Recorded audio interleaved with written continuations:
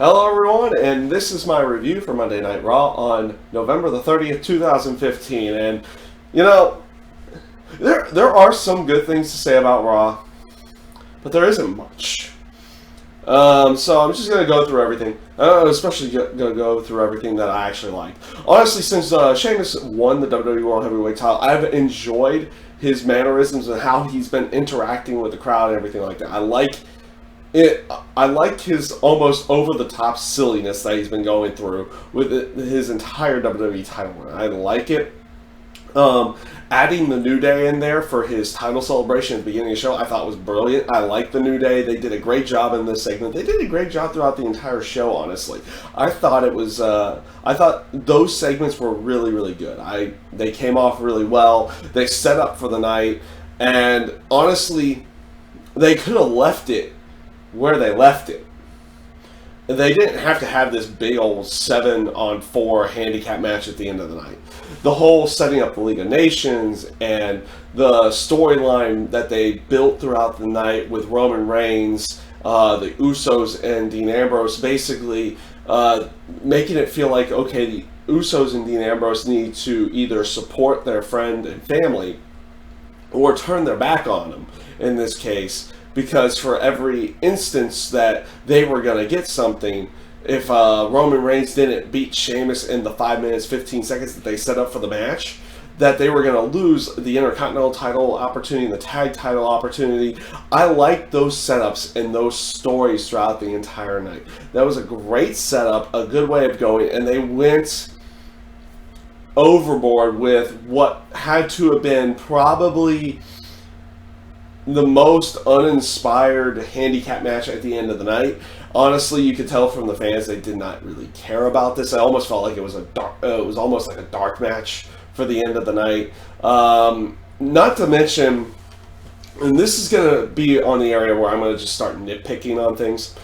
Other glaring problems on Raw, and the glaring problems are obviously there's still good enjoyment on Raw. The New Day is great. Honestly, I'm liking where they're going with Sheamus right now at this point in time. I like where they're going with Paige and Charlotte, especially with the setup that they had for tonight with Becky Lynch versus Charlotte, and making it the whole aspect of Ric Flair's daughter just being another portion of the dirtiest player in the game, and taking a semi-shortcut into winning her match over Becky Lynch tonight, potentially setting up a turn if they want to go in that route down the road. I thought they did a great job with setting up more with Paige and Charlotte and Becky Lynch in there. I thought that was great. That was good stuff. The stuff at the beginning of the show, setting up the League of Nations with Alberto Del Rio and King Barrett and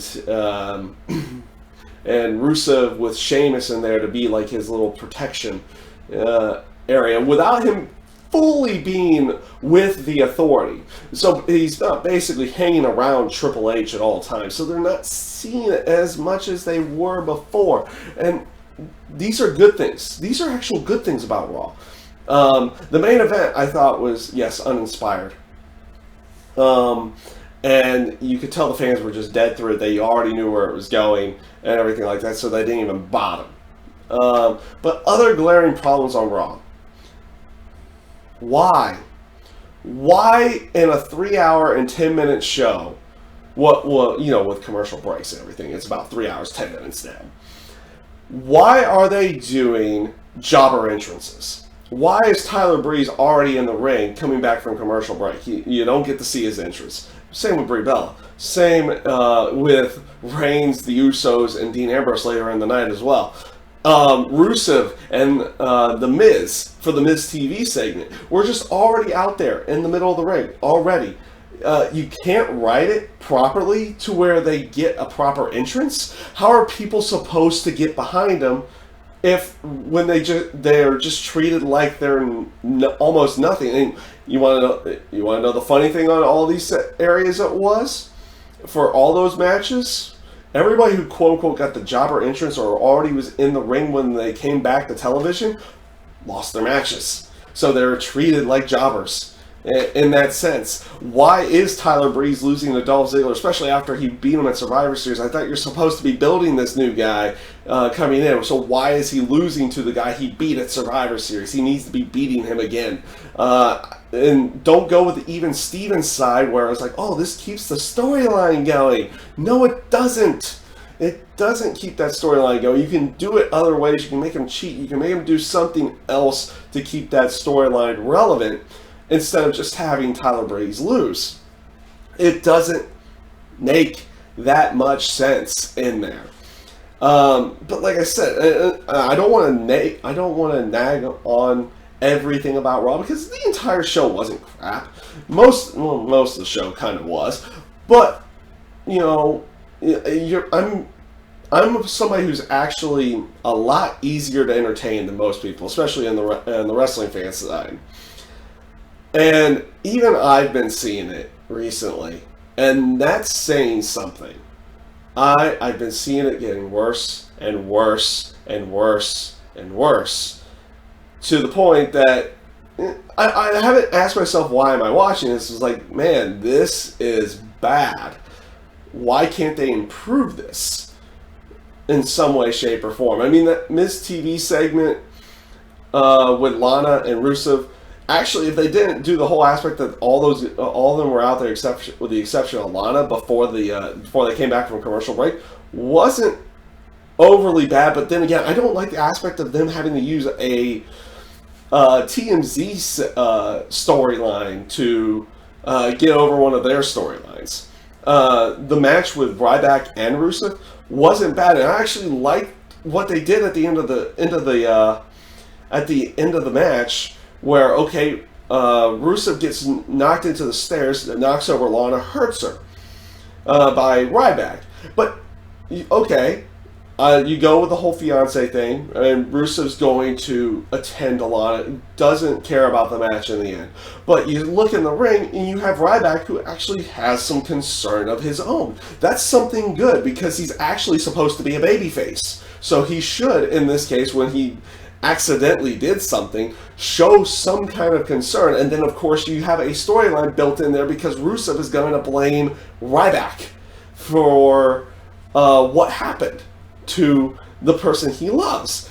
And that's something that's actually well written. That's good. And Ryback played a proper babyface because he showed concern, and Rusev is playing still a heel but showing concern to the person he's with, which is like a babyface type area in there, but he's playing this aspect that he doesn't even want to hear anything from the guy who, quote unquote, accidentally hurt his fiancée. And that's something I like to see. That's something good right there. Like I said, I liked what they did with Paige and Becky Lynch and Charlotte this week. They did a great job there. Honestly, Team Bad is kind of... The match with Sasha Banks and Brie Bella wasn't horrible by any stretch of the imagination, but what does it do? It did honestly nothing at this point in time.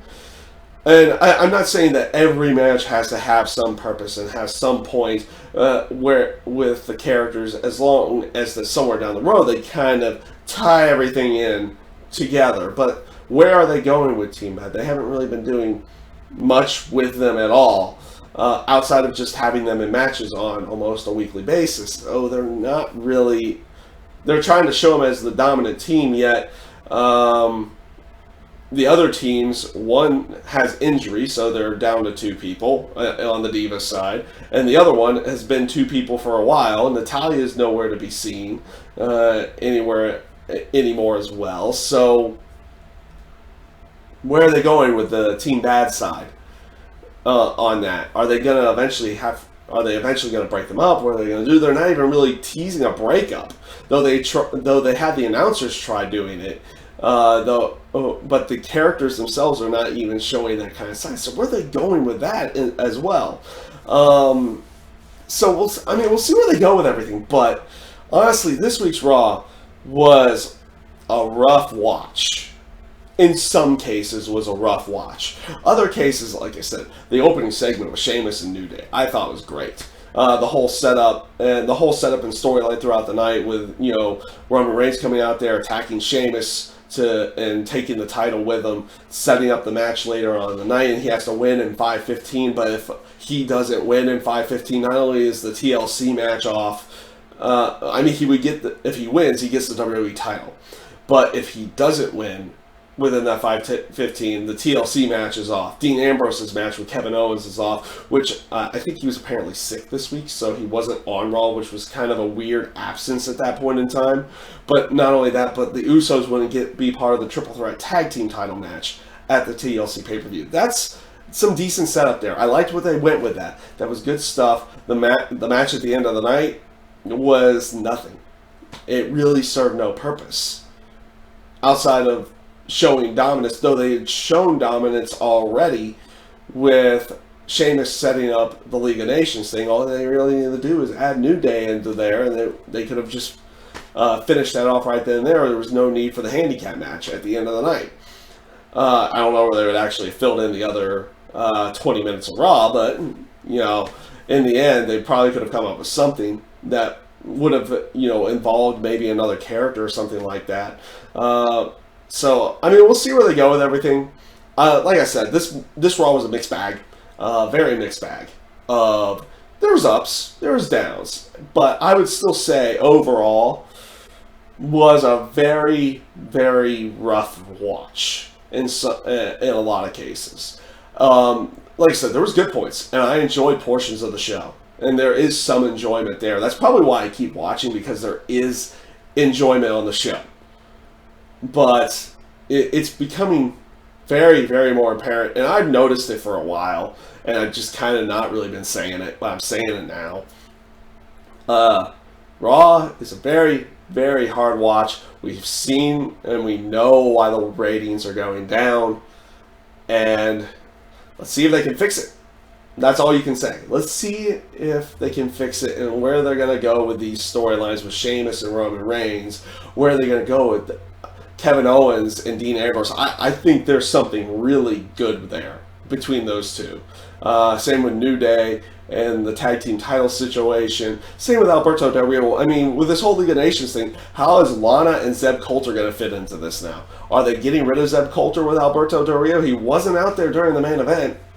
So what are they going to do with that? They've obviously already dropped the Mex America thing in there, and probably for good reason too. It wasn't all that good to begin with. But you also have Alberto Del Rio's set up with Jack Swagger. Are they going to continue on with that? Or are they just going to nix it? Because, Swagger could have shown up at any point in time during that main event, but did nothing. Did nothing to do anything. They don't even bother using Swagger on that aspect that he's, going up against Alberto Del Rio. And you could have even brought the Lucha Dragons out as well, because they're doing something with New Day, but yet nothing there. So we'll see where they go with everything. With Monday Night Raw, WWE, and what they'll do going into the TLC pay-per-view, not this weekend, but the very next weekend. So we'll see where they go with everything. Tough watch in some cases, very entertaining in some others as well. So we'll see where they go, everything. And that is my review for Monday Night Raw this week, everyone. And I thank you for watching.